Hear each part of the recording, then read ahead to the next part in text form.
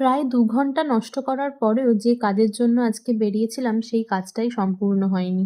নমস্কার, আমি সায়ন্তনী। আমাদের নতুন একটা ভ্লগে তোমাদের সকলকে স্বাগত। ওর আজকে একটুও বেরোতে ইচ্ছা করছিল না, কিন্তু অনেকটা জোর করার পরে ফাইনালি আমাদেরকে নিয়ে বিকেলবেলা বেরিয়েছিল। বিকেল বলবো না, প্রায় সন্ধেই হয়ে গেছিল। ওই ৭টা নাগাদ আমরা ৩ জনে মিলে একটু আভনি চলে গেছিলাম বোনের জন্য একটা ফোন দেখতে। কলেজ, নিজের পড়া, পড়ানো সমস্ত কিছু সামলে ওর পক্ষে একদমই হয়ে উঠছিল না যে ও নিজে যাবে। তো ফাইনালি আমরাই চলে গেছিলাম।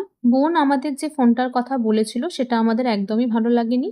আমরা অন্য একটা ফোন দেখেছিলাম আর সেটা নিয়ে ফিন্যান্সের লোকের সাথে কথাও হয়েছিল, কিন্তু মাঝখান থেকে কথা কাটাকাটি হয় আর সেই কারণে রৌনিকের ভালো না লাগায় ও ওখান থেকে বেরিয়ে চলে আসে। কথা হয়েছে বোনকে নিয়ে ও আবারও যাবে। প্রায় ১ বছর হয়ে যাওয়া সত্ত্বেও আমার ফোনে একটাও গরিলা গ্লাস লাগানো ছিল না।